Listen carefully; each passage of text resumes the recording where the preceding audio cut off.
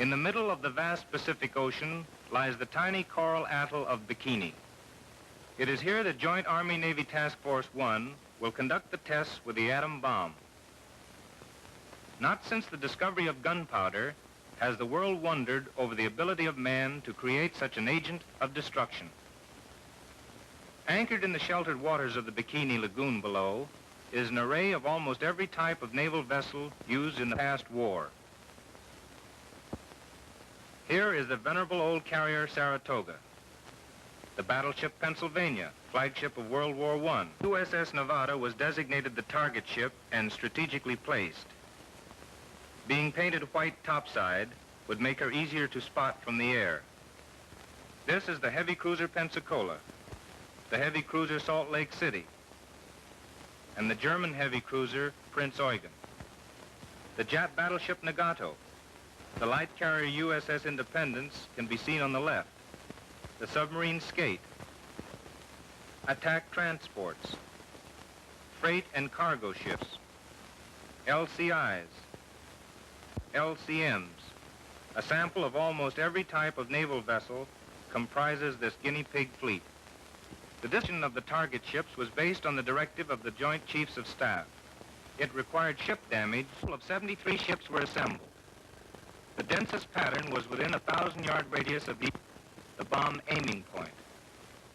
Ships within the 500-yard radius were secured by fixed moorings both fore and aft to prevent swinging. These were the heavy cruiser Pensacola, the destroyer Hughes, the Japanese battleship Nagato, the light carrier Independence, the submarine Skate, the concrete oiler YO-160, and the Japanese light cruiser Sakawa. Ships outside the 500-yard radius were anchored free to swing. From the 1,000 circle to the outer extremity of the target area at 4,000 yards, ships were disposed in a spoke-like pattern consisting of LSTs, LCTs, LCIs, 2 rows of transports, and 1 row of destroyers. The heavy ships lying outside the 500-yard circle were the Arkansas, New York, Saratoga, Pennsylvania, and the large German cruiser Prince Eugen. All of the target ships were loaded with ammunition and fuel oil, varying from full wartime loading to 10% of normal.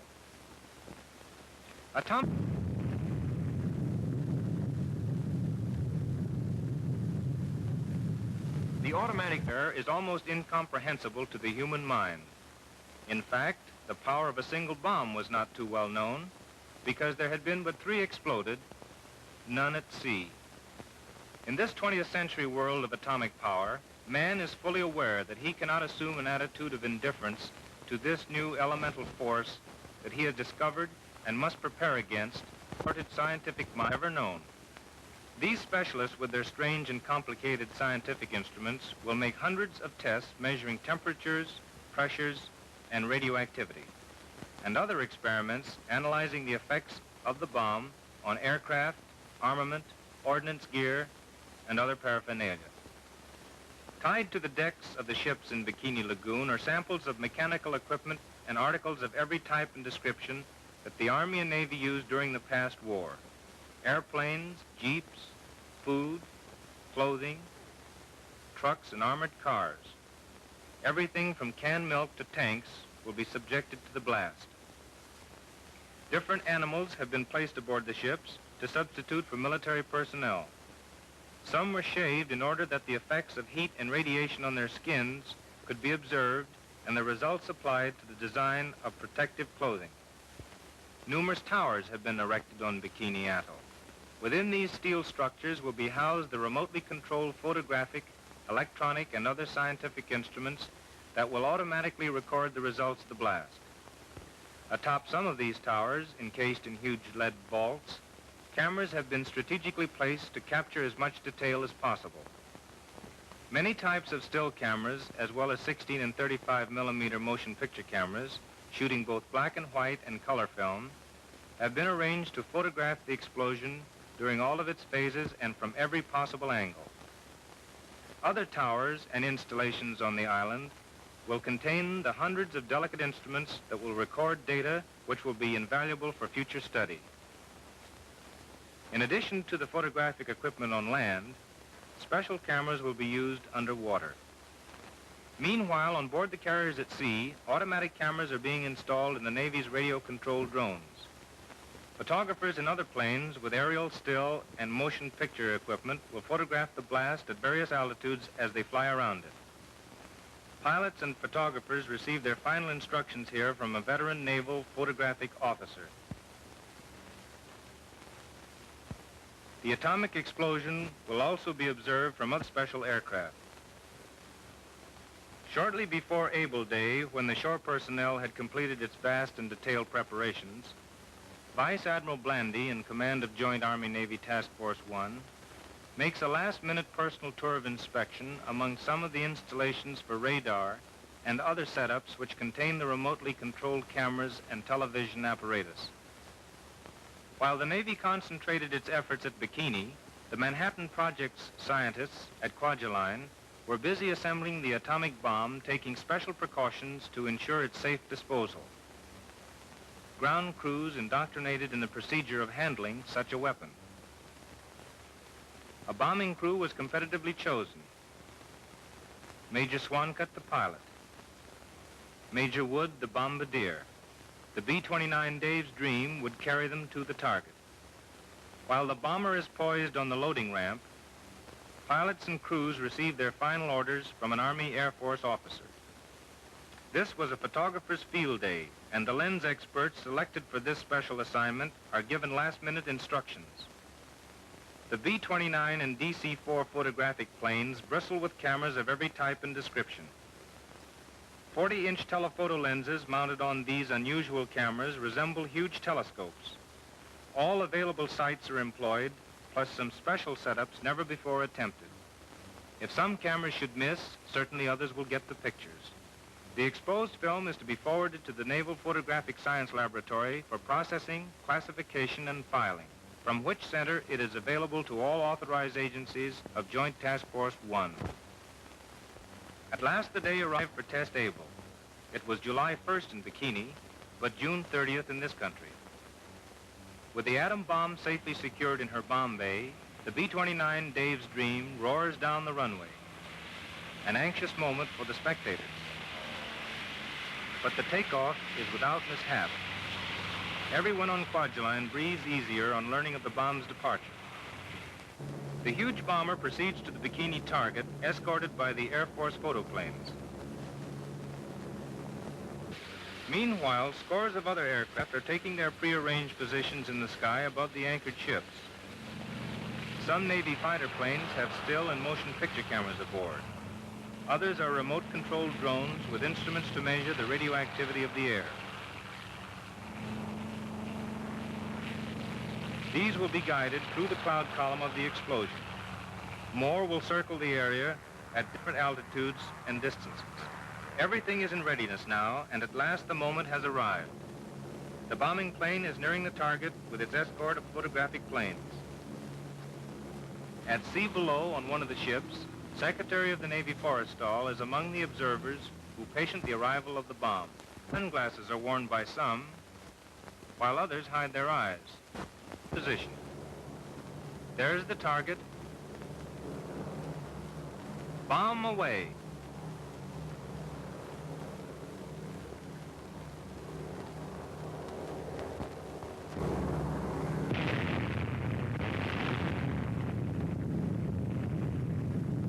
There it goes. The fourth atomic bomb has been successfully detonated. First you see a blinding flash. Then comes the hemispherically shaped cloud that expands rapidly just behind the initial pressure wave. After the smoke clears, the characteristic mushroom cloud begins to form and shoot skyward. The first phase of the bomb burst produces the effect of an exploding derby hat, where the outside edge of the rim outlines the outermost front of the pressure wave at that instant.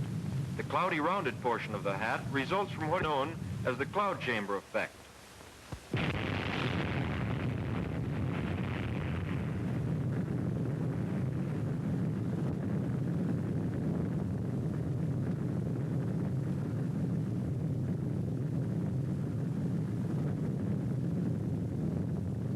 There is the ball of fire, growing and rising above the clouds and smoke of the explosion. Although obscured during the first few seconds, the ball of fire is still visibly red hot. The maximum temperature reached at the center of this ball, shortly after detonation, exceeds even the temperature of the sun.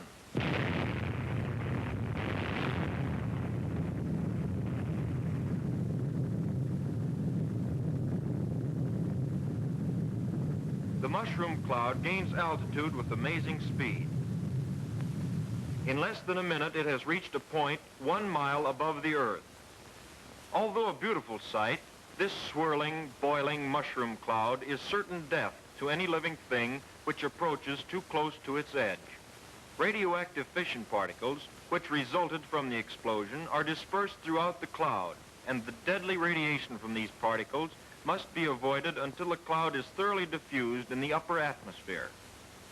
In this test, the Army, Navy, and civilian scientists wanted to find out just how lethal the cloud actually was at various altitudes and various distances from the center. Therefore, under the guidance of the Manhattan Project's Los Alamos laboratories, the Army Air Forces installed specially designed filters on 4 of their B-17 pilotless drone planes so that an airplane could go into the very center of the cloud and bring back samples of the radioactive particles without danger to a human pilot. The Navy carried out a similar program utilizing F-6F drones based on the carrier Shangri-La. Only 1 drone was lost in the entire operation, although it is interesting to note that 1 other drone was temporarily lost for a considerable time after it had entered the smoke column, because it was lifted 6,000 feet in the updraft before it could get through to the other side. As the cloud goes higher and higher, its rate of rise constantly decreases, and gradually the tremendous energy of the cloud begins to spend itself. Before the test, there was much speculation concerning the height to which the cloud would rise. Some predicted it might equal the 60 to 70,000 foot altitude reached by the previous Nagasaki cloud. However, at Bikini, the atomic cloud pushed itself to approximately 40,000 feet in a period of 10 minutes and stopped there. Explanation for failure to go higher lay in 3 facts. First, the atmosphere at Bikini was so wet that a considerable part of the cloud energy was absorbed by the moisture in the air. Second, the bomb was exploded close enough to the surface of the water to permit a certain part of the energy to be transformed into steam by a quenching action. And third, there were no large-scale fires such as those encountered in burning Nagasaki to feed the column after its initial rise. After the blast wave from the atomic explosion has spent itself, a reverse or suction wave is created as the air rushes back to the point of burst to fill the vacuum created there. As this air is heated in the vicinity of the fireball, it mixes and rises with the cloud column. Consequently, more air must keep coming into the center of the column, thus causing the effect you see in these pictures of the ship array, where the air rushing into the center of the cloud column carries with it the smoke of the burning ships. In order to obtain complete photographic records, photo aircraft pursued the cloud and took pictures of it as long as possible while it drifted slowly to the southwest. Gradually, it became diffused to such a degree that the chase had to be abandoned. One thing was certain, however: the dangerous radioactive particles in the cloud had become so widely scattered that no longer was there any danger to the surrounding area. In just a moment, you will see 2 views of the atomic bomb explosion taken from the observer ships approximately 20 miles from Bikini Lagoon.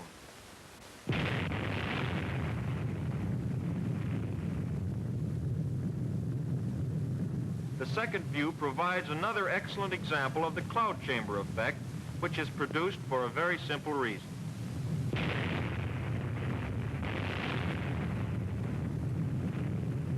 The atmosphere at Bikini was almost saturated on July 1st, and when the pressure wave hit the air, it was compressed and heated.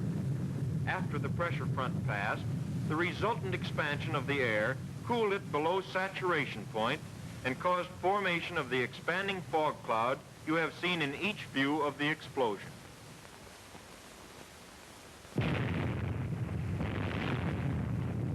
mounted atop a 100-foot tower on Bikini Island, over 3 miles from the point of burst.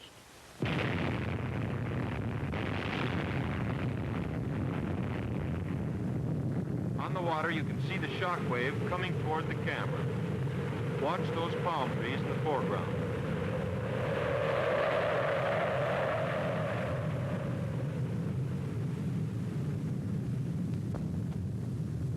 The next 3 views of the burst were taken by other automatic cameras on top of towers located on other nearby islands in the lagoon.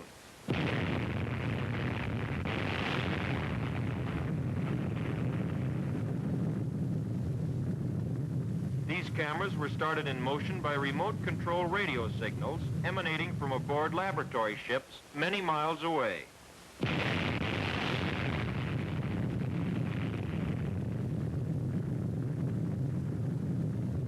You will notice in 2 of the scenes that a timing watch has been placed within view of the camera in order to afford the scientists a means of studying the speed relationships of the various phases of this explosion.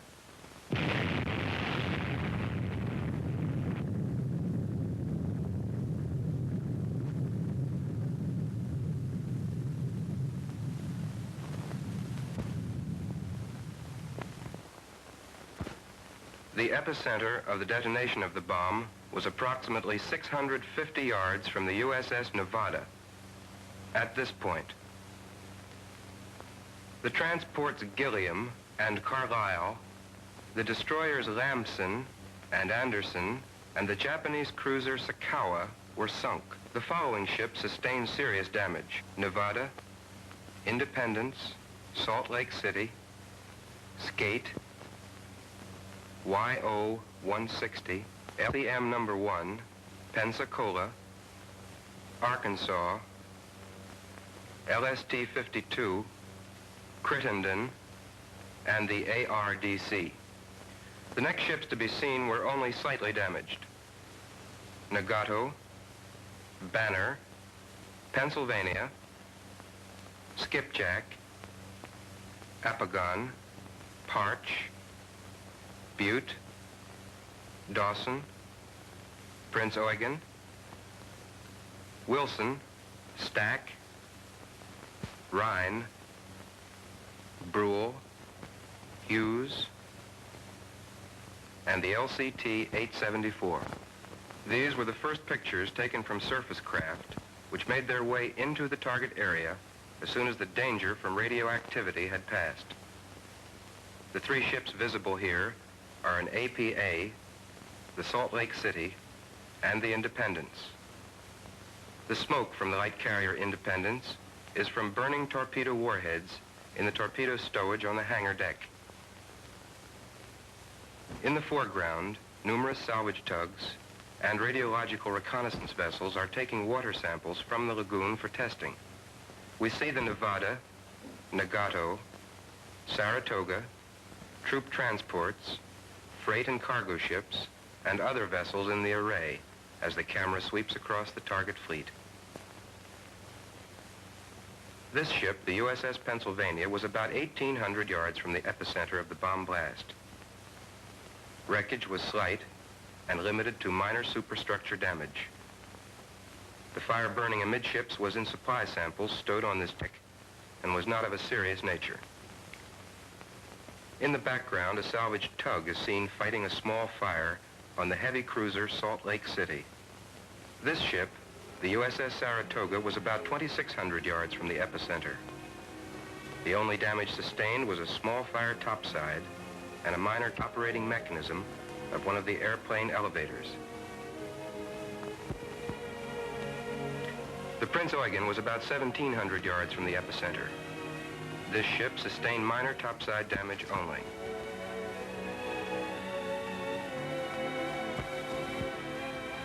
This is the USS Pennsylvania again, after the fire had been extinguished. This view shows her starboard side, which was away from the blast, and which sustained topside damage aft.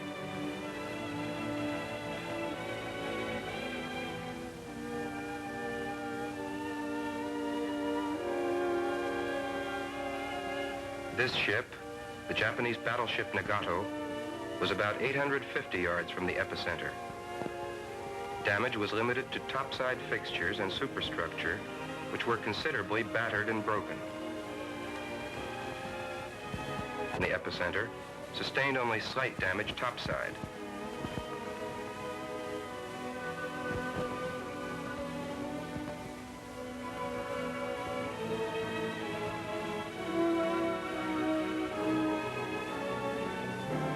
Shown here inspecting the damage to the ship is the Secretary of the Navy and high-ranking officers. In the foreground is a shattered mirror which had been placed on the deck along with other equipment to be tested. This troop transport received extensive superstructure damage.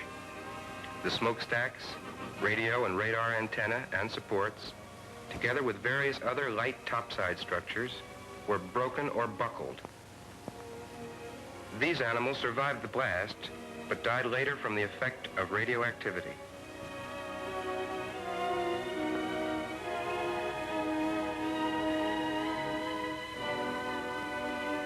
This ship, the USS Nevada, was about 650 yards from the epicenter. These pictures were taken from the side nearest the blast and show the superstructure wreckage. The paint on this side was scorched, but did not burn.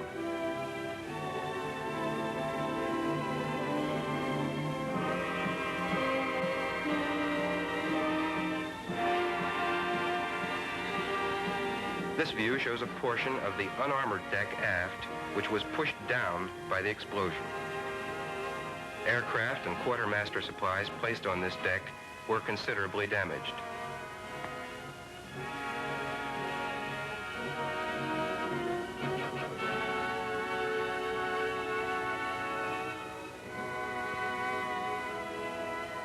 The next ship is the concrete oiler YO-160, which was located about 400 yards from the epicenter.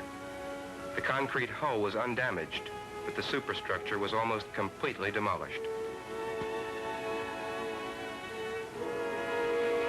This ship, the USS Arkansas, was about 650 yards from the epicenter and sustained extensive damage to topside fixtures and superstructure.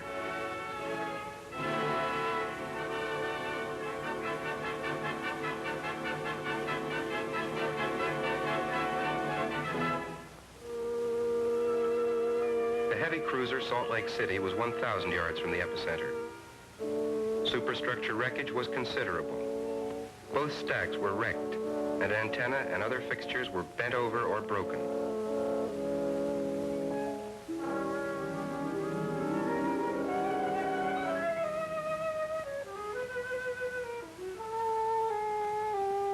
The heavy cruiser Pensacola was located about 450 yards from the epicenter. This ship sustained serious superstructure wreckage. Both stacks were a total wreck, and numerous other topside structures were badly damaged.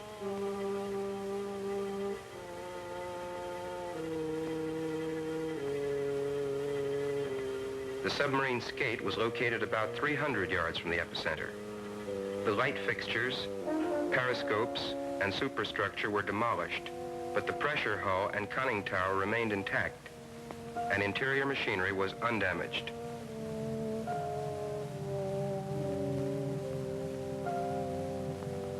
The Japanese light cruiser Sakawa was located about 150 yards from the epicenter of the bomb burst. This cruiser was heavily damaged topside, and the hull ruptured aft, causing her to slowly flood. Although the Sakawa was commissioned only 18 months ago, she is considered by the Japanese to be a victory model and is not of modern construction. The hull, for example, was entirely riveted. Her superstructure, aft of amidships and above the main deck, was completely demolished. She capsized to port and sank the day following the bomb burst.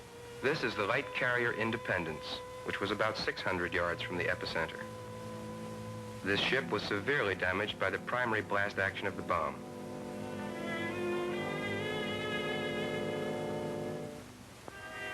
The blast struck the Independence on the port side, blew in the light side plating between the hangar and flight decks, and pushed up the center of the flight deck like a rooftop.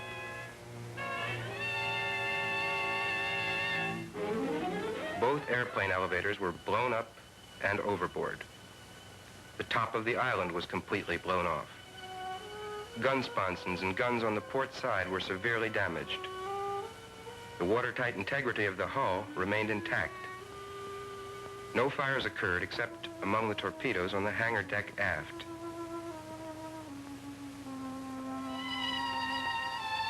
This class carrier was built on a basic cruiser-type hull. The port side external plating was light blister shell plating and became deeply fluted between longitudinal frames as a result of the bomb burst. Similarly, the hangar deck plating is a light false deck built over the heavier hangar deck.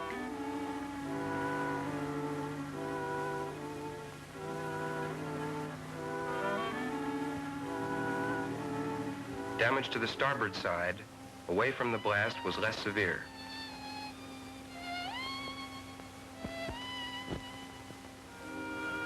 Although damage to some of these ships is impressive, it must be remembered that these experiments are not a contest between bombs and ships, but an earnest effort to determine what changes must be made in the future design and construction of ships, dispersion of bases, tactics and strategy in this new age of atomic power.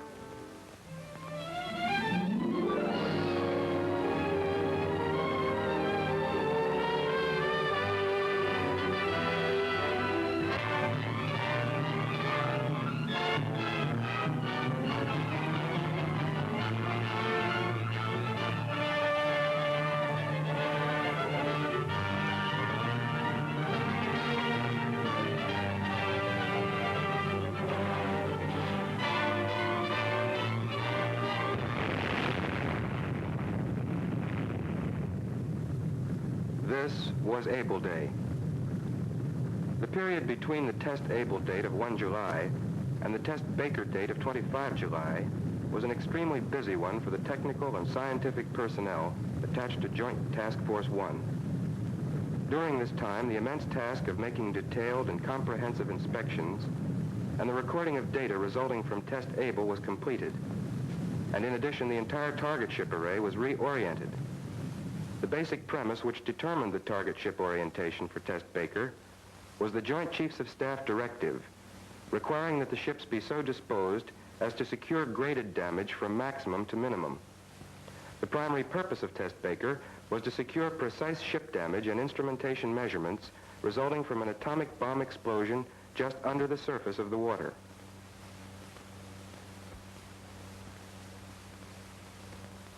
Of the 84 target vessels, 40 ships were placed within 1 mile of the bomb detonation point, and 20 ships were placed within 1/2 mile.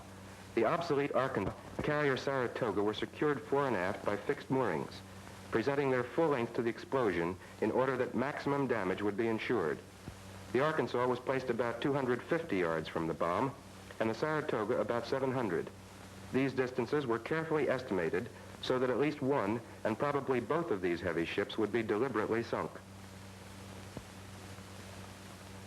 In order to properly determine the shock effect of the underwater explosion against submerged submarine hulls, 6 of these craft were suspended underwater at varying depths.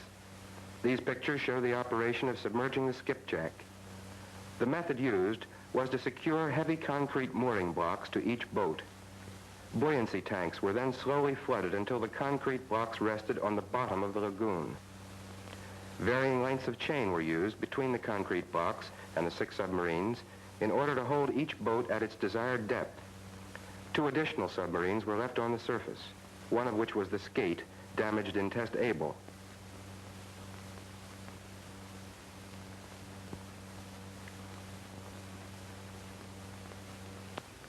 In Test Baker, photographic procedure was similar to that followed in Test Able.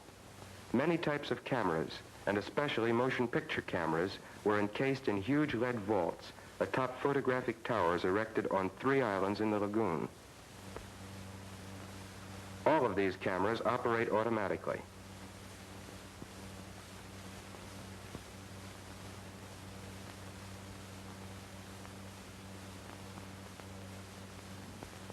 These specially designed enclosures, built of reinforced concrete to withstand the shock of the primary blast action, are lined with thick sheets of lead to protect against radiation from the bomb burst, which would otherwise fog sensitive films.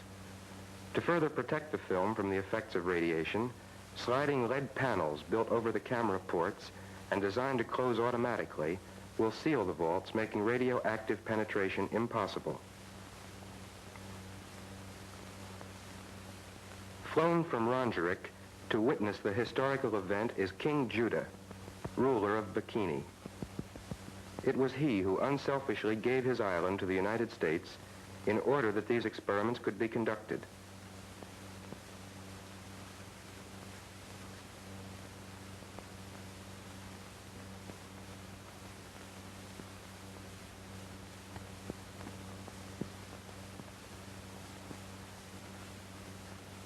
King Judah has been invited aboard the command ship of Operation Crossroads to meet Vice Admiral Blandy. The LSM-60 was designated as the target suspension vessel for the Baker Day test. The equivalent of a bomb bay was cut in the tank deck, and through this opening, the bathysphere carrying the atomic bomb was lowered into the sea. The bomb was held at the desired depth until detonation by means of specially designed winches.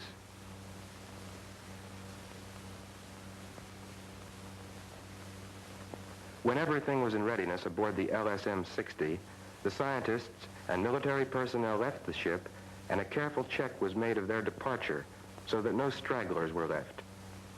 The signal flag yoke was two-blocked on the halyards, indicating that no personnel were aboard.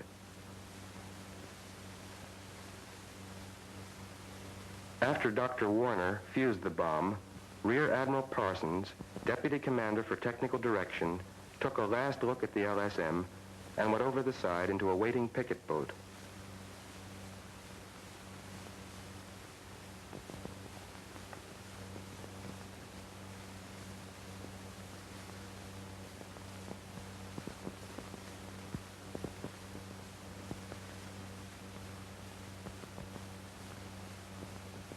Having left the target array, the Admiral comes aboard the USS Mount McKinley, flagship of Operation Crossroads.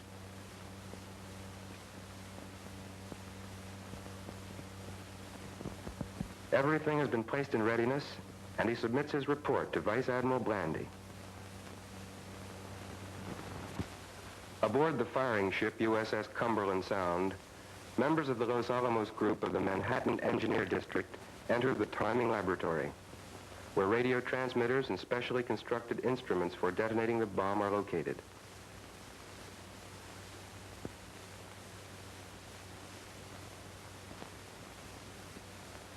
The timing laboratory scientists pass into the master control room. Dr. Marshall Holloway, leader of the Los Alamos group, unlocks and personally throws one of the master transmitter switches.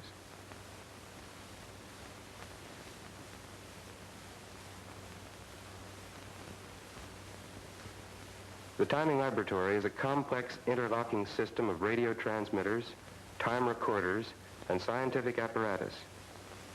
As H hour approaches, generators are started, transmitters warmed up, graph cards on time recorders changed, and everything made ready for the blast.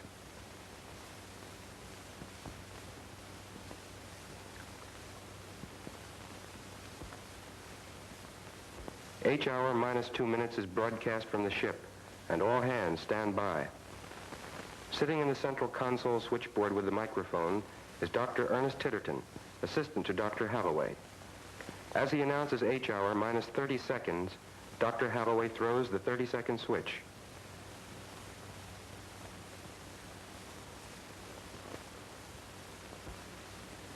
Dr. Titterton at the automatic firing panel board prepares to broadcast the last 15 seconds. 15, 10, 5, 4, 3, 2, 1, fire.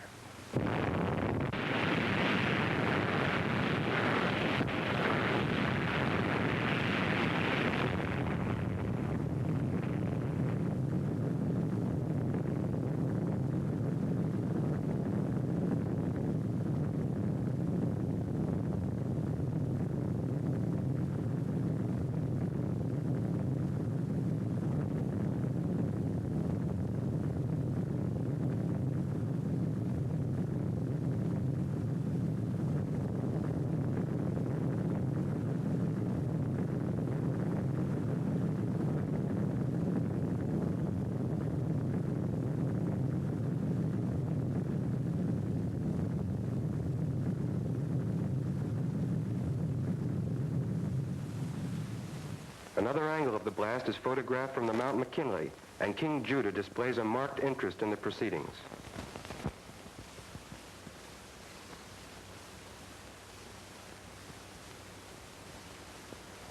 These pictures of the ascending water column show the expanding cloud of spray at the base of the column moving outward and enveloping the ships in the target array. Great quantities of radioactive water from the column descended upon the decks of the nearby vessels, and ship hulls a mile away were drenched by the wall of foaming water.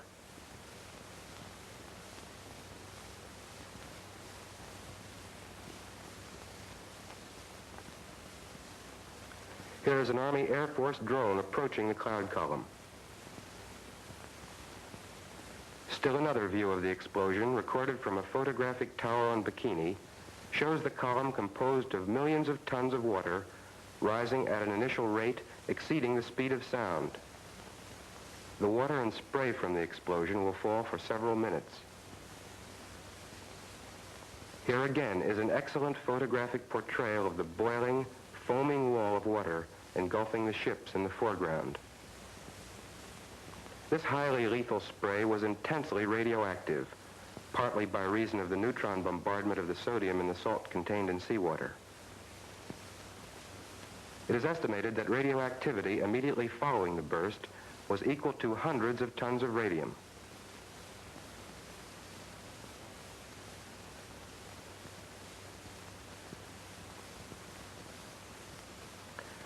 An expanding cloud of spray and fog several hundred feet high may be seen moving out from the center of the detonation. This cloud eventually covered the entire target array. Waves outside the water column, about 1,000 feet from the center of the explosion, were 80 to 100 feet in height. These waves rapidly diminished in size as they proceeded outward. When reaching Bikini, had a height of approximately 7 feet. Visible on the surface of Bikini Lagoon is an oil slick, leaking from ruptured oil tanks, principally from the battleship Arkansas.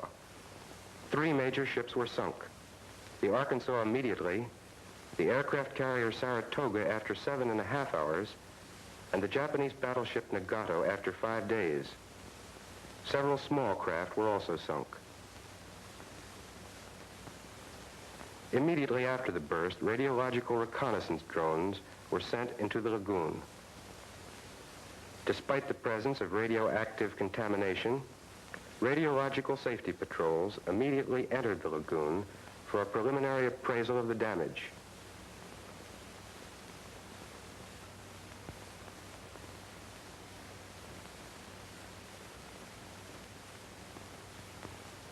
Landing parties, armed with Geiger counters which register any unsafe concentration of radioactive particles, go ashore at Bikini to recover the camera film and the data recorded by the scientific instruments. Meanwhile, an inspecting party headed by Admiral Blandy, General Kepner, and Admiral Parsons survey the damage in the target array. Shown here is the Japanese battleship Nagato, which flooded and capsized 5 days after the blast. The light carrier Independence sustained severe superstructure damage in Test Able, and no additional apparent topside damage was visible after Test Baker. The heavy cruiser Salt Lake City. The destroyer Hughes, in sinking condition, was beached. The Saratoga sustained heavy underwater hull damage and listed badly. Other ships surviving the Baker Day blast were the submarine Skate, the submarine Pilotfish, the heavy cruiser Pensacola, a troop transport, and a small yard oiler. The Saratoga, taking on more and more water, slowly sinks stern first.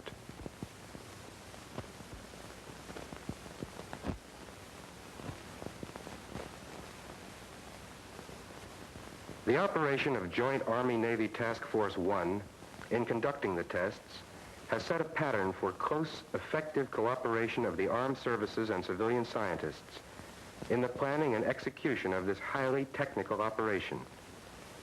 It has also provided valuable training of personnel in joint operations requiring great precision and coordination of efforts.